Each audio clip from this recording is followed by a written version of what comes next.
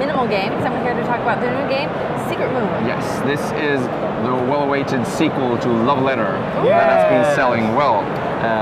Seiji Kanai made this game because he liked Werewolf, but he's not very fond of, trying to lie, trying to bluff, because he felt that a couple of players don't like that. So this is a Werewolf type game, but you don't talk.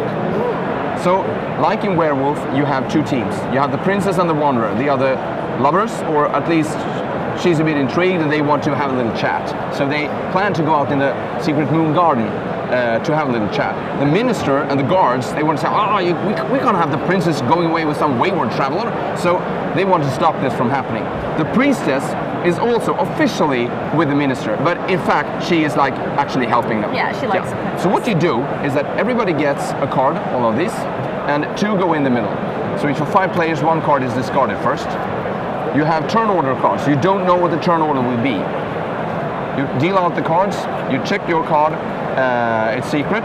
Everybody closes their eyes so the princess and the wanderer can see each other, but that's the end of the preparations. You deal out these cards, and on your turn, you can either look at another player's card, but you're not allowed to tell what you see. Or you can ask another player, who are you? And if you're saying, who are you, they must reply what it says here on the card. It says, it's just me, or I'm the minister.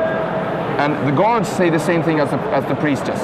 The princess and the wanderer, they want to stay silent. So if it's silent, you know that they are either one.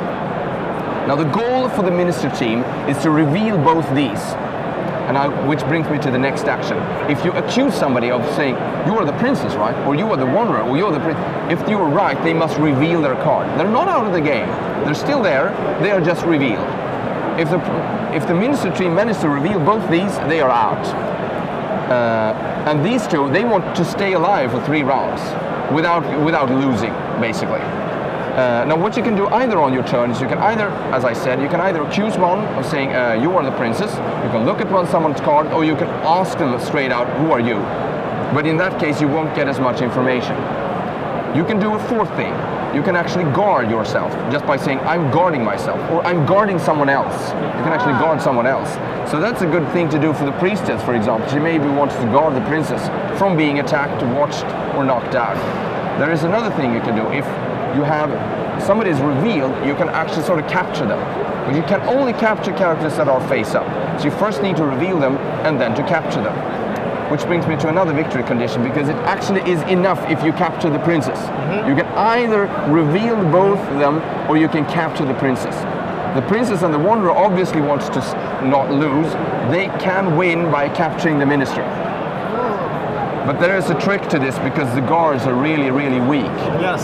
So if the guard is revealed, you're a guard, right?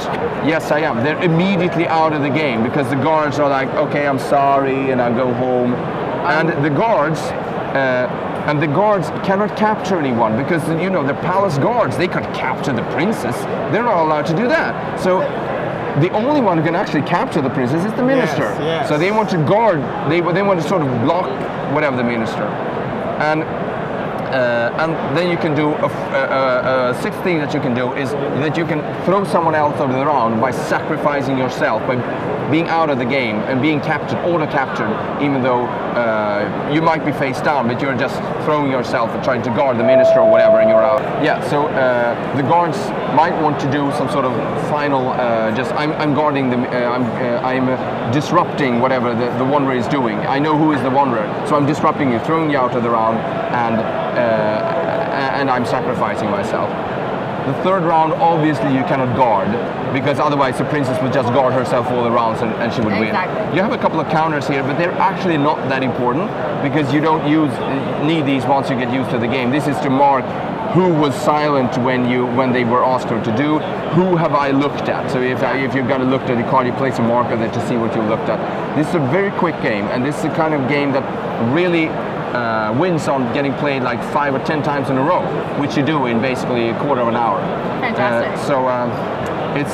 It's a game that is a sequel to Love Letter, because this princess, it's the big sister of the princess in Love Letter. Ah, I see. You can actually have it. If you have the Japanese version of Love Letter, you recognize her. She is the elder sister with glasses.